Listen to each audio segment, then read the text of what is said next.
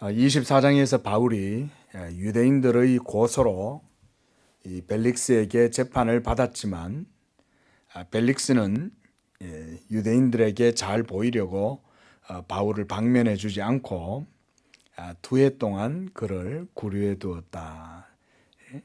그렇게 우리가 24장에서 보았습니다.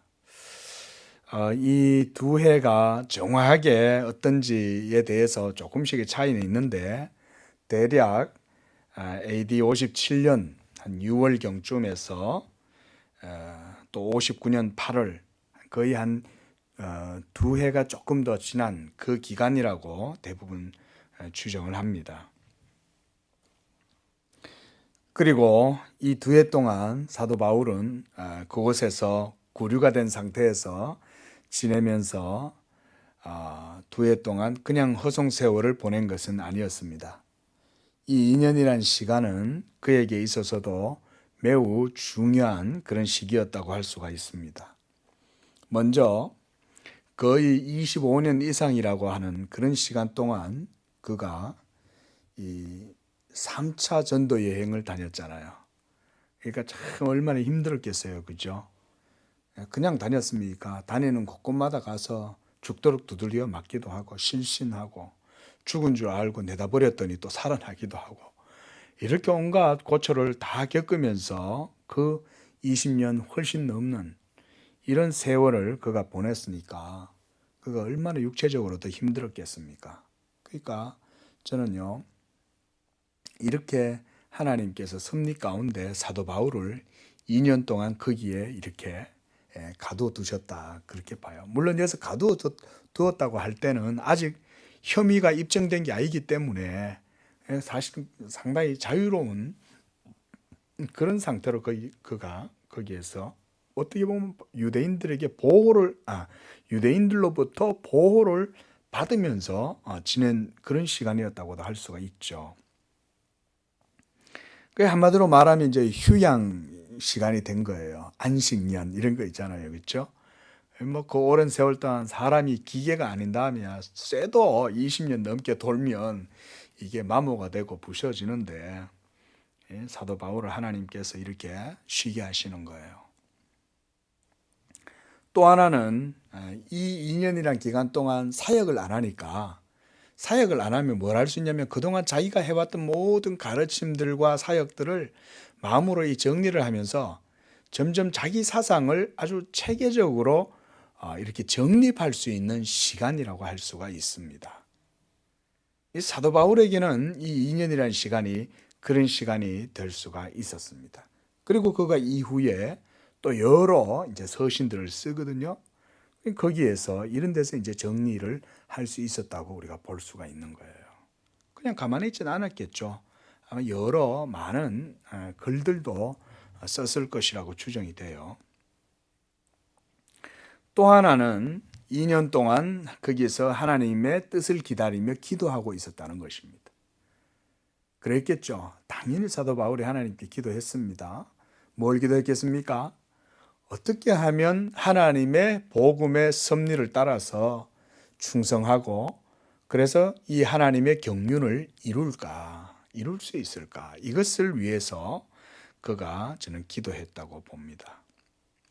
왜냐하면 사도 바울은 이미 우리가 이 앞에서 읽었듯이 21장부터 계속해서 그의 마음에 소망하는 바는 내가 서바나로 가리라. 내가 로마로 가리라. 그러니까 로마에 가서 복음을 전하고 그렇게 해서 온 세계에 그리스도의 복음이 전파되기를 사도 바울은 원했던 거예요. 복음에 대한 열정을 가지고 있는 우리 선교사님들이 많이 있죠. 간혹가다 이제 선교사님들하고 이제 교제를 하고 그분들의 말씀 듣다 보면요, 이 선교사님들은 이 복음 전도에 대한 열정을 가지고 이제 부족들에게 나가고 그렇게 하잖아요. 거기서 선교 사역들을 할 때 보면요, 굉장히 전략적으로 해요. 왜냐하면 이 자기들에게 주어져 있는 조건과 상황이 굉장히 열악하고 시간도 부족하고 이러니까 여러 가지 면에서 부족한 상황이다 보니까 그걸 효율적으로 쓰기 위해서 굉장히 안배를 많이 해요. 시간적인 안배들이나. 그런 것들을 고려해서 전략을 짜고 그렇게 해서 최종적인 목적은 뭐냐? 복음이 전도되는 거잖아요. 복음화잖아요. 그러니까 이 복음화를 위해서 선교사님들도 굉장히 머리를 써서 전략을 짭니다. 저는 사도 바울에게도 그런 마음이 분명히 있었다고 봐요. 그래서 어떻게 하면 이 복음이, 이 예수 그리스도 복음이 진리니까 온 세상에 가득하게 널리 전파되도록 할 수가 있었을까? 이런 생각을 많이 했겠죠. 저는 그때 사도 바울의 가장 유일한 대안은 로마로 가는 것이라고 그가 생각했다는 것입니다.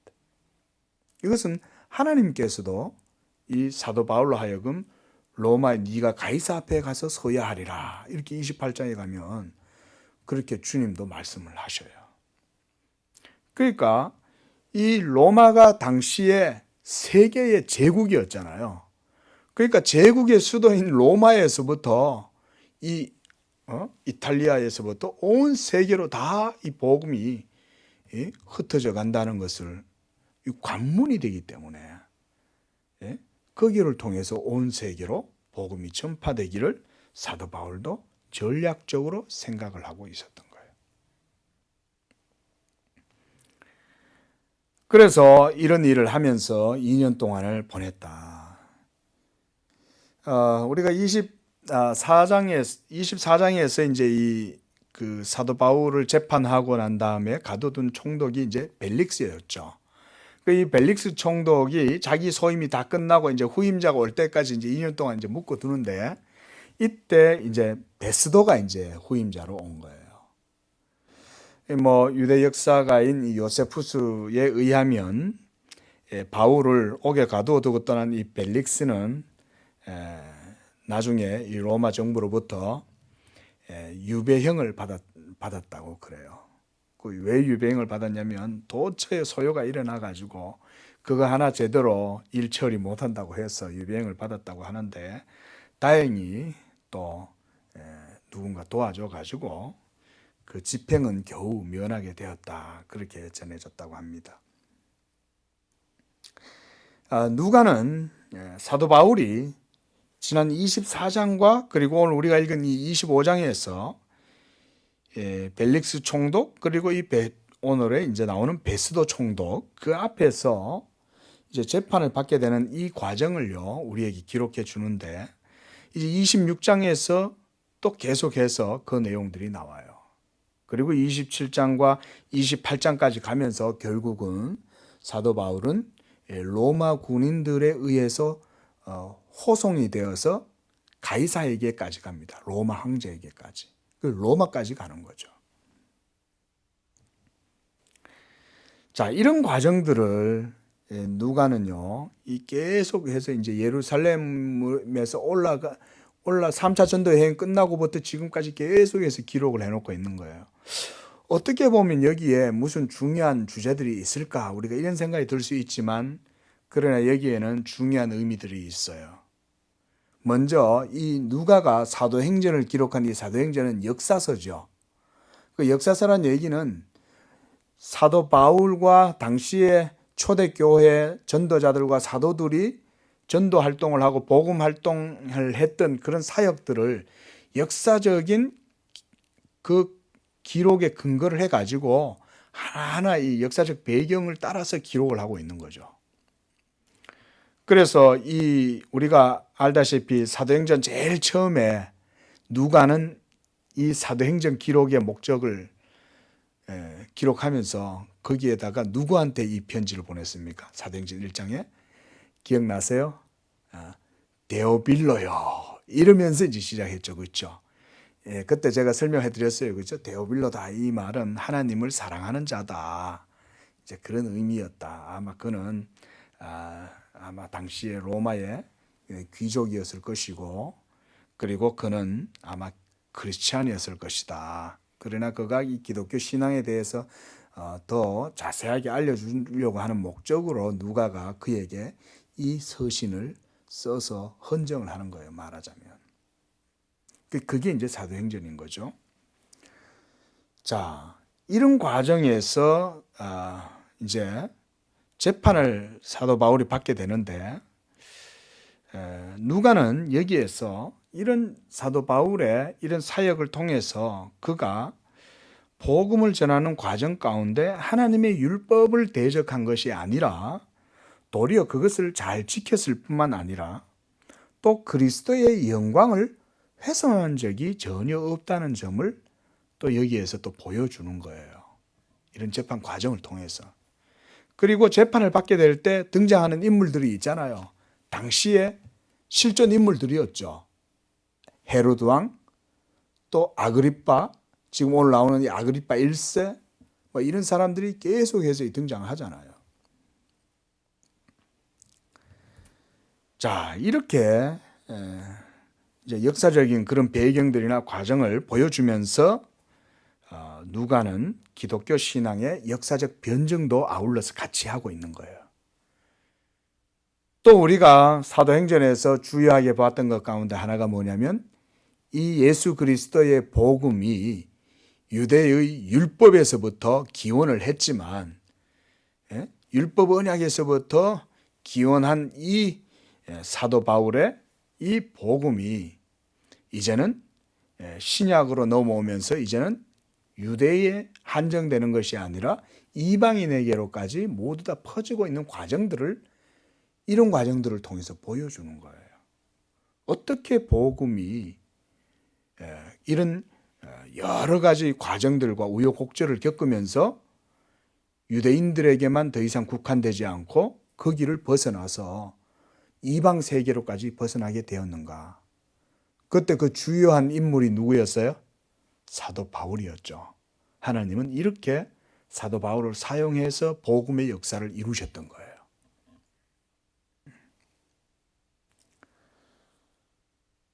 따라서 바울의 복음 전도 사역이 이 로마 정부나 유대 종교에 아무런 해도 끼치지 않았을 뿐만 아니라 누가는 사도행전의 기록 막바지로 이제 점차 나아가면서 궁극적으로 바울이 이 로마로 가려 했다는 점을 부각시켜주고 있어요. 이것이 바로 하나님의 섭리와 뜻 가운데에서 이루어진 것이었다고 할 수가 있습니다. 사도 바울이 로마로 가려고 했던 이유는 벌써 사도행전 벌써 우리가 저 앞에서부터 보았죠. 그렇죠? 사도 바울은 원래 로마로 안 가고 티베트 고원을 넘어서 중국과 이 아시아 쪽으로 가려고 했던 거예요. 인도도 많고 그 다음 중앙아시아 대륙이 얼마나 넓어요. 어마어마한 사람들이 살고 있었을 거 아니에요. 그쪽으로 가려고 하는데 성령이 막으시는 거예요. 그리고 어디로 가게 해요? 결국 마게도냐를 지나서 결국은 로마로까지 가도록 하시는 거예요. 이거 여러분 하나님께서 이 세계 복음의 이 물줄기를요 그렇게 흘러가도록 하신 거예요. 결국 이런 역사서를 통해서 우리가 볼 수 있는 것이 바로 그런 것이다. 역사서 외에는 그런 걸 보여줄 수가 없죠. 그렇죠? 이렇게 해서 결국 사도행전 27장에 가면 주님께서 사도 바울에게 말씀하세요. 네가 가이사 앞에 서야 하리라 이렇게 말해요. 주님이. 주님이 가이사 앞에 서야 하리라는 말은 결국은 그 모든 우여곡절을 겪어도 그 모든 것들은 우연이 된 것이 아니라 하나님의 은밀한 섭리로 이루어진다. 그걸 보여주는 거죠. 할렐루야.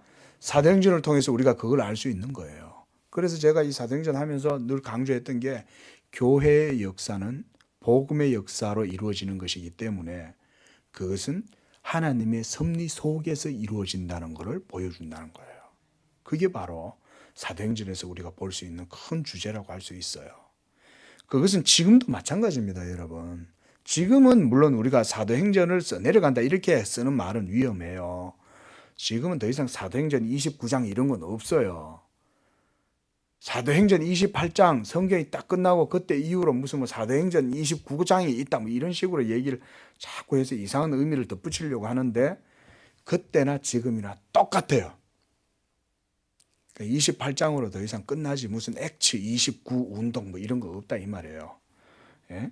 하나님은 계속 그때로부터 지금까지 성령에 의해서 하나님의 교회를 말씀 가운데 붙들고 세워주고 계신다.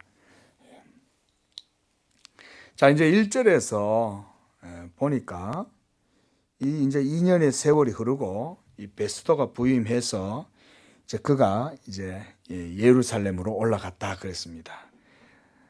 가이사라에 그가 이제 부임한 지 3일 후에 갔다는 걸 보니까 이 베스도라는 사람이 상당히 로마에 아마 충성을 하는 사람인 것 같아요. 자기의 소임을 굉장히 열심으로 하는 사람처럼 보입니다. 그래서 이제 그가 예루살렘에 올라갔는데, 왜냐하면 예루살렘도 로마 총독의 관할 아래에 있는 지역이니까 거기에는 이제 이 유대인들의, 거기는 말하자면 메카잖아요. 이 유대인들의. 그러니까 그곳에 가서 이제 지도자들을 만납니다. 대제사장들과 유대인 중 높은 사람들을 만났는데, 이 사람들이 여기서도 계속 또 사도 바울을 고발하는 거예요. 2절에 보니까 고소할세 그러잖아요.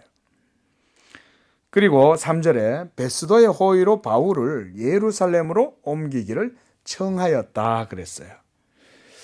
자, 가이사라에 지금 구류되어 있는 이 사도 바울을 이끌어내서 예루살렘으로 좀 데려오시면 좋겠습니다. 이렇게 이제 그들이 이 베스도에게 청하는 거예요. 그 왜 그랬을까요? 3절에 그 얘기가 있습니다. 이는 길에 매복했다가 그가 오는 길에 그를 죽여버리려고, 암살하려고. 참 이렇게 여러분 우리가 이 앞에서도 그들이 이런 계획을 꾸몄는데 2년이 지난 지금까지 이 바울을 죽이려고 애를 쓰는 거예요. 여러분, 율법을 가지고 하나님을 섬기고 있는 이 유대인들이 살인하지 말라 그러놓고, 하나님의 말씀은 살인하지 말라고 그러는데 자기들도 얼마나 경건하고 거룩하게 하나님 섬기는 척 했겠어요. 그렇죠? 그런데 지금 살인자들인 거예요. 살인자들. 죽이려고. 그래서 베스도가 바울이 가이사라에 구류된 것과 자기도 멀지 않아 떠나게 될 것을 말하고, 너희 중에 유력한 자들은 나와 함께 내려가서 그 사람에게 만일 좋지 아니한 일이 있거든 고발해라. 이런 걸 볼 때 일단 베스도가 일 처리하는 것을 깔끔하게 한다는 것을 볼 수가 있어요. 그 얼마나 그 유대인들하고 이 대제사장이나 장로들이 이 사도 바울을 어쨌든지 저 베스도를 이용해 가지고 이제 참하려고, 그죠? 가진 계략을 다 쓰고 알랑방구를 다 끼었을 거 아니에요.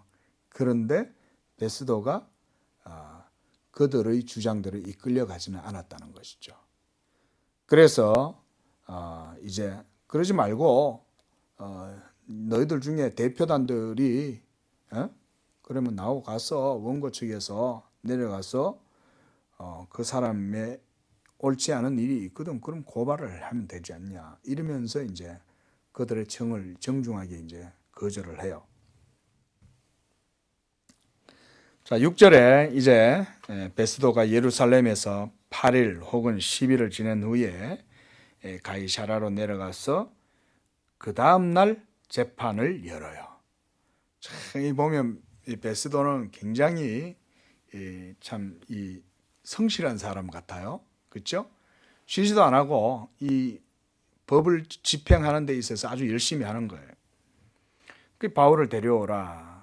이러니까 예루살렘에서 내려온 유대인들이 둘러서서 여러 가지 중대한 사건으로 고발하되 능히 증거를 대지 못했다. 이렇게 누가가 기록을 하고 있습니다.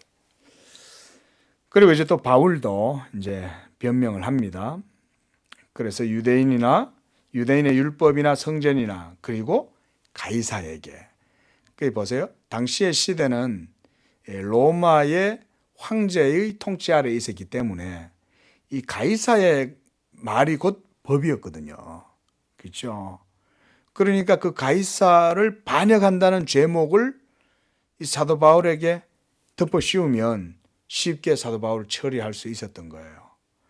그런데 사도 바울은 유대의 율법이나 그리고 성전이라는 것은 굉장히 정치적인 이제 공간이었죠. 성전은. 그렇죠? 유대인에게 있어서 성전은 생명과 같잖아요. 그러니까 사도 바울은 여기서 율법이나 성전을 금용하는 거예요. 그리고 가이사에게나 내가 도무지 죄를 범하지 아니하였다. 그 베스도가 이 유대인들의 마음을 얻고자 해서 바울에게 묻습니다. 네가 예루살렘에 올라가서 이 사건에 대하여 내 앞에서 신문을 받으려느냐. 자, 이거 누구의 요청이었습니까?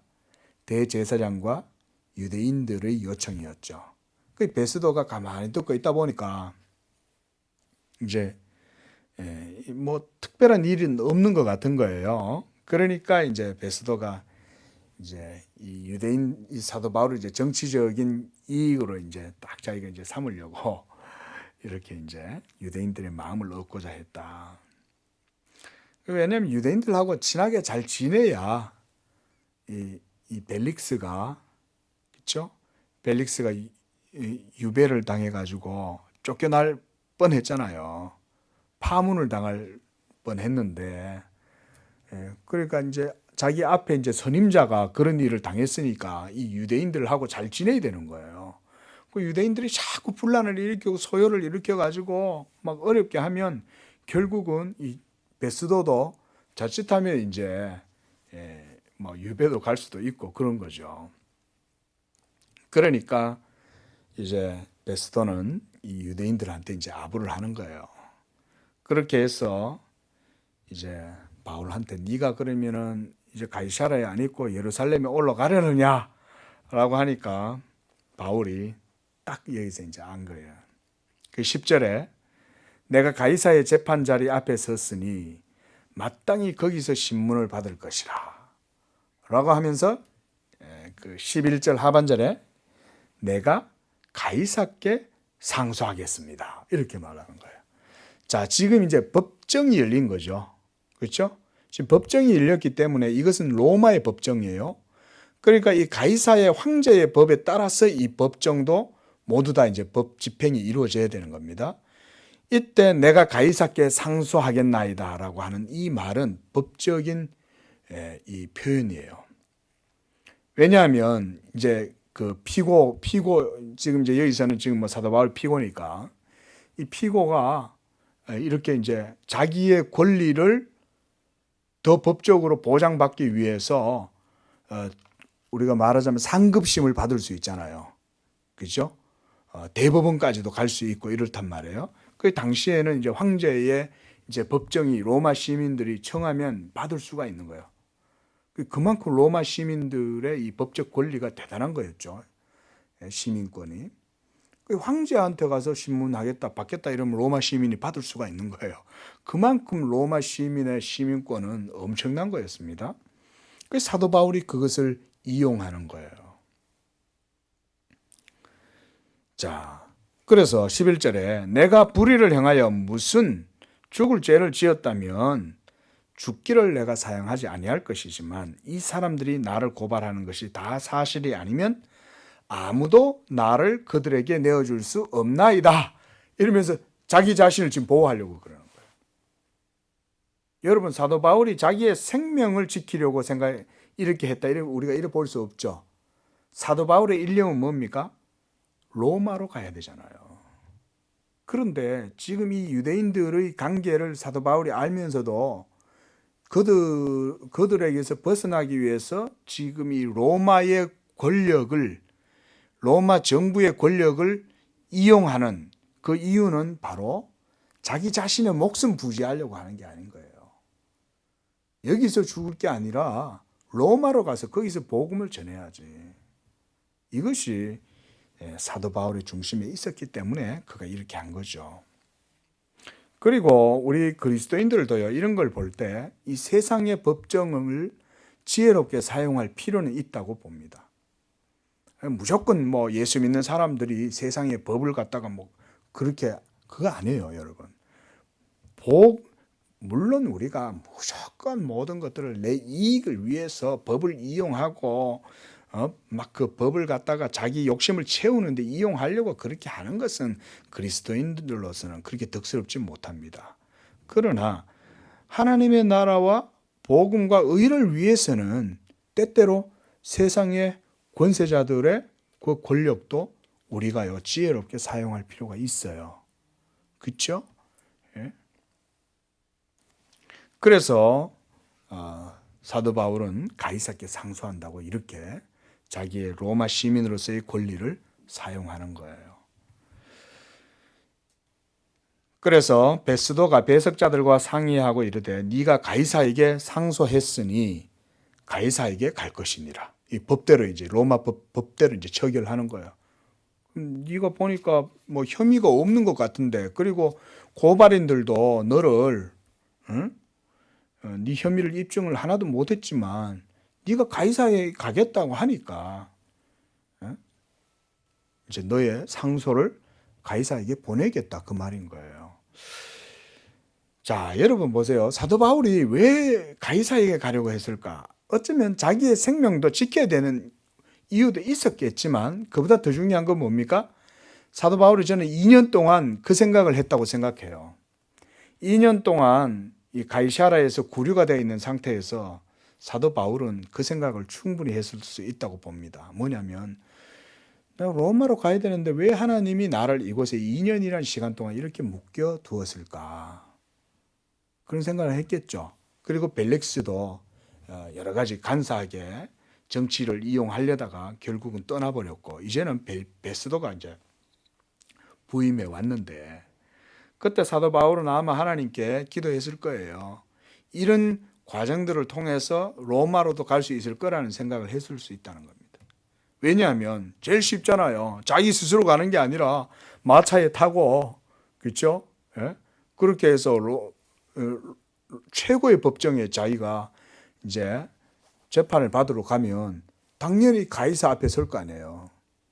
그걸 지금 사도 바울은 전략적으로 이용하고 있다. 참 이렇게 사도 바울이 그리스도 복음 전도를 위해서 모든 것들을 총동원해서 사용하고 있는 걸 볼 수가 있어요. 우리가 목적이 분명하면 그죠?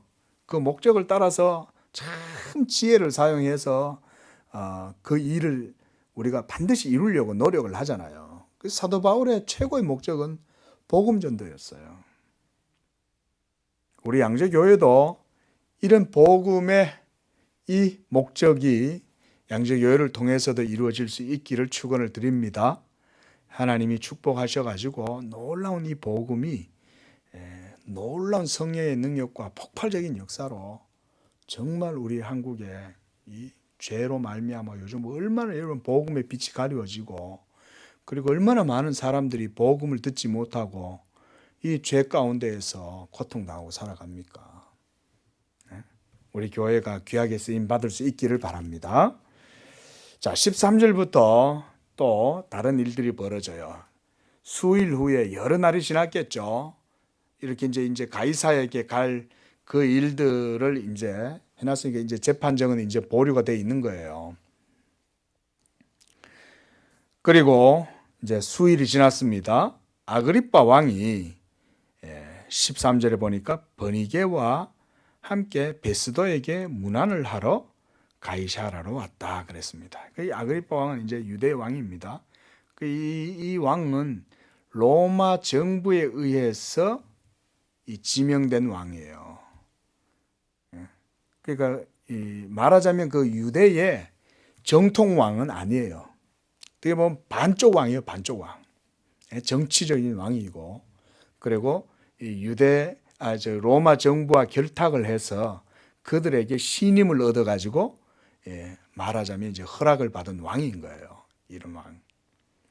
이 아그리빠 왕. 자, 우리가 그 사도행전 12장에서 그 야고보를 죽이고 교회를 핍박하다가 그 막 자기 자신을 신이다라고 하면서 이렇게 많은 그 로마 그 사람들 앞에서 자신을 드러내고 자랑하다가 주의 사자가 쳐서 죽여버리는 사람이 나타나죠. 그 사람이 누구냐면 바로 그 아그리빠 왕이에요. 이 아그리빠 왕의 아들이 바로 이 아그리빠예요. 그게 아그리빠가 여러 명이 나오잖아요. 헤롯이 여러 명이 성경에 우리가 공간복음서에도 보면 그렇죠. 헤롯이 여러 명이 있듯이 이 아그리빠가 바로 그 주의 사자가 쳐서 죽인 바로 그 아그리빠 왕의 아들 아그리빠예요. 그리고 그와 함께 왔던 버니게라는 이 여자는 이 아그리빠의 누이였습니다. 누이. 그 여자도 굉장히 문란한 생활을 했다고 그래요. 그래서 뭐 미망인으로 지내다가 또 여러 가지 막 연문에 휩싸여 살다가 또 폴레만이라고 하는 이 왕과 또 결혼을 했지만 또 이혼을 하고 그 이후에 이제 아그리빠와 함께 지냈다고 합니다.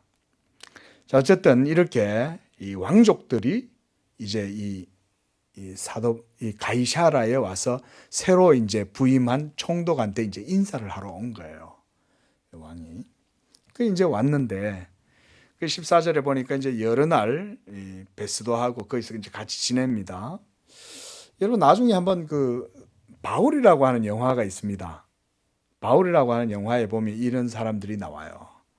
나중에 한번 기회 되시면 한번 보십시오. 예. 자, 그래서 그들이 이제 이 사도 바울의 일로 이제 그 왕한테 아그리빠 왕에게 이제 말을 해요. 그 벨릭스가 이제 한 사람을 구류해 두었는데 그 사람이 사도 바울이라는 사람이다. 이러면서 이제 자기 선임자가 이제 구류해 둔 이 바울에 대해서 얘기를 해주는 거죠.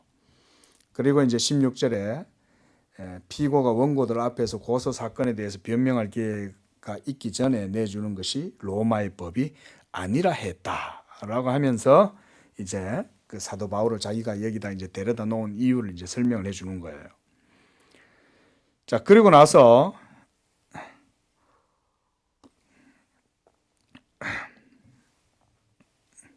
뭐 보니까 17절에서 19절까지 보니까 그 재판 자리에서 이렇게 서로 막 이렇게 변론을 하고 따지고 하는데 들어보니 뭐 악행의 혐의가 하나도 없는 거죠. 18절에 원고들이 서서 내가 짐작하는 것 같은 악행의 혐의는 하나도 제시 안 했다. 누구를 때린 것도 아니고 뭐 거짓말 친 것도 아니고 돈을 뭐 횡령을 한 것도 아니고 아무런 무슨 사법적으로 문책을 할 만한 것이 하나도 없는 것이고 오직 19절에 자기들의 종교, 이 유대 종교죠. 그렇죠? 여기서 이제 종교라고 하면 율법과 이제 성전에 대한 어떤 그런 것들. 그다음 예수라 하는 이가 죽은 것을 살아있다고 바울이 주장하는 그 일에 관한 문제로 고발하는 것뿐이더라. 이렇게 얘기한 거예요. 그래 이제 20절에 내가 이 일에 대하여 어떻게 심리할지를 몰라서 바울에게 묻고 예루살렘에 올라가서 이 일의 신문을 받으려느냐 했더니 바울이 황제의 판결을 받도록 자기를 지켜주기를 호소했다. 그래서 내가 그를 가이사에게까지 보내기까지 지켜두라고 명했다. 참 이렇게 하나님께서 사도 바울을 이렇게 지켜주시는 거예요. 로마의 이 정부를 이용해서. 하나님은요, 하나님의 섭리는 우리가 참 그래서 모르는 거예요. 그렇죠? 이렇게 하나님이 사도 바울을 보호하셔가지고 복음 전하는 이 사명을 감당하도록 해주셨다. 우리 성도님들에게 하나님께서 주신 이 세상에서의 삶 가운데 사명이 있는 줄로 믿으시기 바랍니다. 하나님은 여러분들을 예수 믿음 안에서 부르셨을 때는 다 저마다 하나님의 부르신 목적이 있어요. 그 목적을 다 이루기까지 하나님은 여러분들을 결코 내버려 두지 않으세요. 그리고 하나님의 선하신 그 뜻이 이루어지기까지 하나님은 또한 우리에게 모든 길들을 선하게 인도해 주신다. 우리가 이런 믿음을 가지는 것이 매우 중요합니다. 자, 그래서 이 아그리빠가 이제 이 베스도에게 말하는 거예요. 아, 그래? 그럼 나도 이 사람의 말을 한번 들어보고 싶네. 이러면서 이제 뭐 귀족들이 뭐 할 일이 뭐 있겠어요. 그쵸? 와가지고 이제 베스도한테 문안하러 와가지고 서로 정치적으로 이제 뭐 친교나 맺고 이제 이렇게 제스처 화해 제스처도 취하고 이제 이러면서 서로 누이 좋고 매부 좋고 이러고 이제 지내는 거 아니에요. 그 왔더니 이제 뭐 바울이라는 사람이 있으니까 이 바울에 대해서 얘기를 하겠다는 거죠.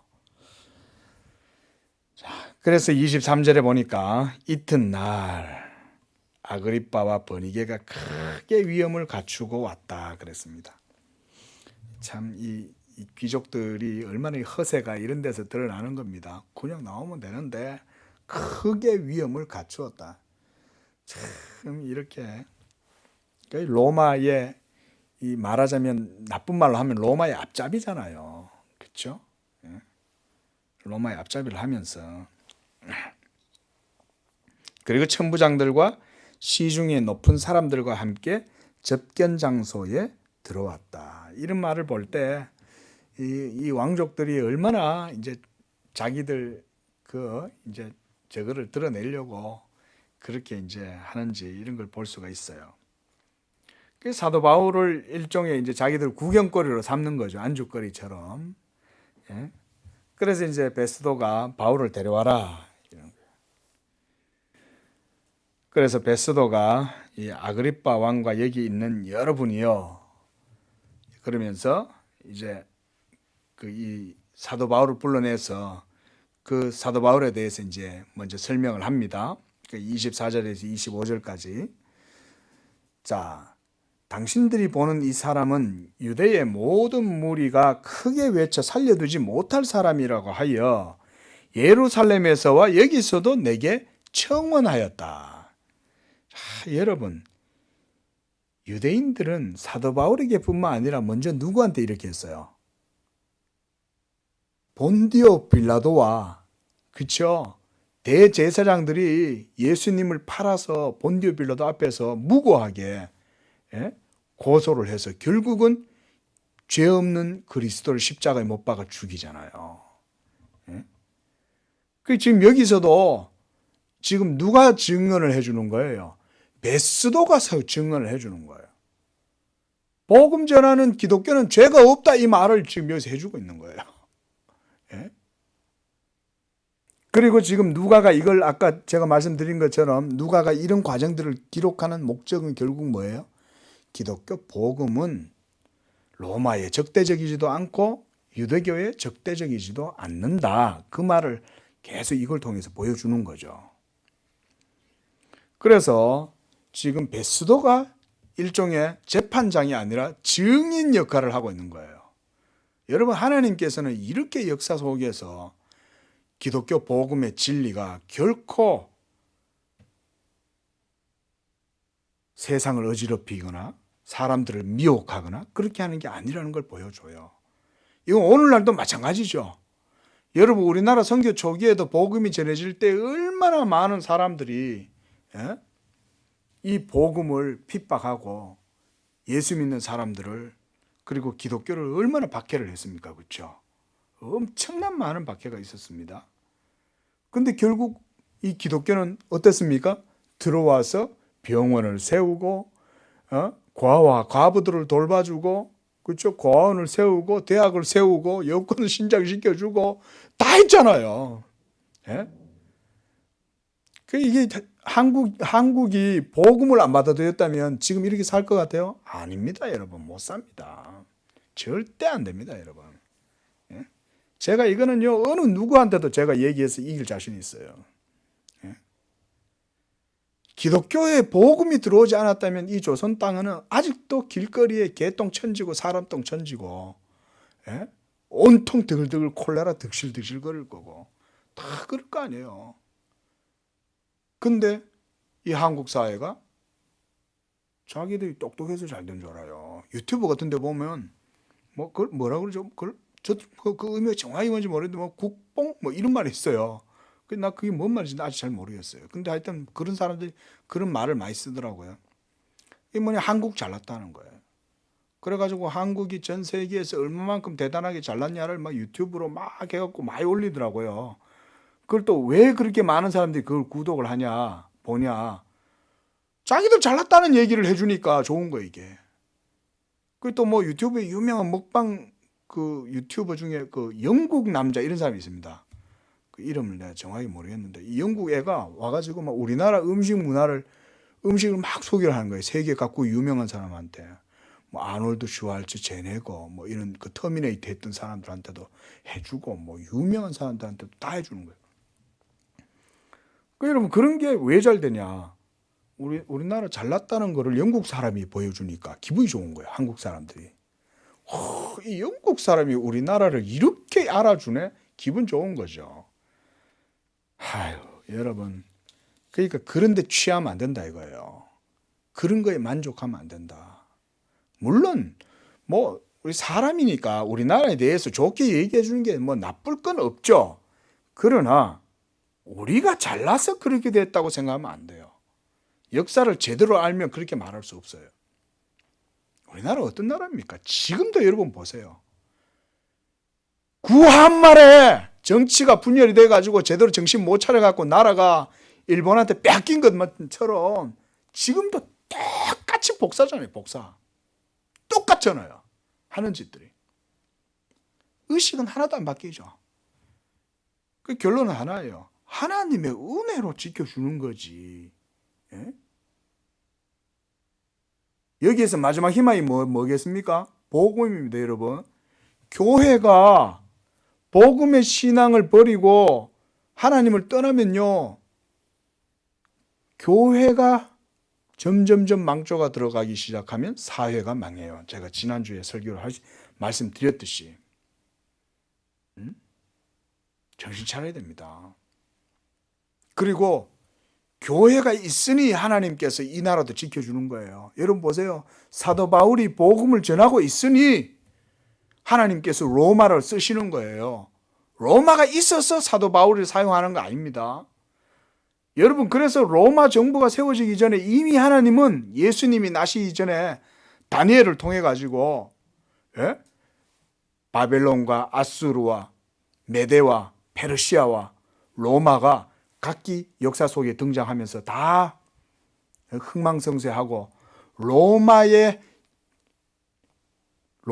정부가 이 이스라엘을 점령하고 로마가 다스릴 때가 되어서 그리스도가 나타날 것이라는 것에 대해서 예언을 해주신 거예요.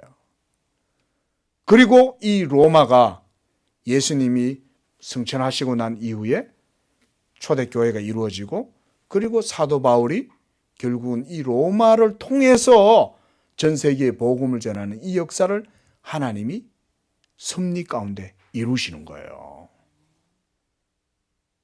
지금도 마찬가지라는 거예요.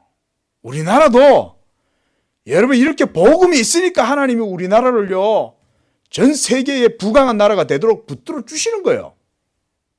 그러니까 복음이 전해지잖아요. 한국 사람들이 가 있는 곳에는 뭐가 세워지냐면 교회가 서는 거예요. 한국 사람들이 가는 곳마다. 그런 말이 있어요, 여러분.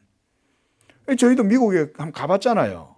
가니까요, 한국 사람들이 있는 곳곳에 다 교회가 있어요. 미국뿐만 아니고 저 구라파로 다 가보세요. 전부 다 한국 사람이 있는 곳에 교회가 있는 거예요. 영국 사람들이 있는 곳에 지금 전부 다 이슬람이 다 차지하고 있잖아요. 여러분. 모든 공무원들도 전부 다 이슬람들. 98%가 완전 이슬람화 됐어요. 그런데 한국 사람들 보세요. 하나님은 한국 정부를 하나님이 이렇게 지켜주는 이유가 뭐겠어요? 한국을. 그러니까 하나님이 교만하지 말라고요. 저 북한을 저렇게 놔두는 거예요. 교만하지 말라고. 문민정부가 문민정부랍시고 잘난 척하고 북한하고 뭐 친한 척한다고 뭔가 얻어먹을 것 같아도요. 하나님 손에 달려 있는 거예요. 예? 하나님을 두려워하지 않고 막 하면 안 되는 거예요. 딱 삼가 조의를 표합니다. 이러고 친서 보내놓고는 3시간 후에 미사일 날려버리잖아요. 예? 하나님이 틈을 안 주는 거예요. 김정은이가 하는 게 아니에요. 하나님이 하시는 거예요. 까불지 말라는 거예요. 너네들이 잘 먹고 잘 사는 게 딱 너희들 잘나서 그런 것 같네? 아니라는 거예요, 여러분. 지금도 보세요.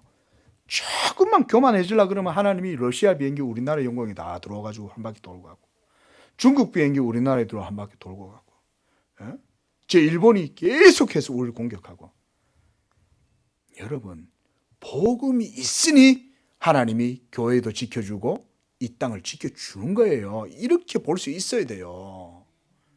예? 하나님께서 로마를 이렇게 복음 전하는 경륜으로 섭리 가운데 사용하신다, 로마를. 그래서요, 나중에 이 로마가 결국 멸망하잖아요. 그죠? 그런데 그 타이밍도 정확하게 하나님께서 하시는 거예요. 예? 그래서 복음이 온 유럽으로 다 전파되면서 그러고 나니까 로마가 멸망하는 거예요. 어거스틴 시대에. 어거스틴 시대가 될 때까지 여러분 이 기독교가요 로마에 의해서 배양이 됐다 이렇게 생각하면 돼요. 마치 이스라엘 백성들이 야곱의 가족들 70인이 애굽으로 내려가잖아요. 거기서 여러분 200만이 넘는 이 많은 사람들이 이스라엘 백성들이 애굽에서 배양이 되잖아요. 배양이. 그처럼 여러분 기독교를 하나님께서 로마라고 하는 이 세상의 권세 아래에서 여러분 이 배양을 하셨다고 볼 수 있어요. 거기에서 온 유럽에 대륙의 복음이 다 전해지고 그렇게 해서 물론 중세 천년 암흑기가 있었지만 그거조차도 하나님의 섭리라고 할 수 있어요. 그리고 중세에 종교개혁이 일어나면서 그렇죠? 이 복음이 청교도들에 의해서 신대륙으로 넘어오잖아요. 그렇게 해서 복음이 신대륙으로 넘어오고 그리고 거기서 17세기, 18세기, 19세기를 지내면서 결국은 이 조선 땅으로 복음이 들어오는 이런 역사가 하나님의 섭리가 그렇게 이루어지는 거예요, 여러분.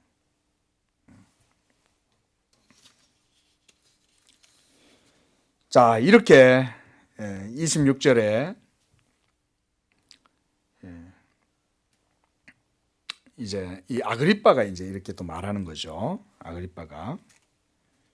자, 그래서 베스도가 아그리빠에게 이렇게 말합니다. 아그리빠 왕 당신 앞에 그를 내세웠나이다.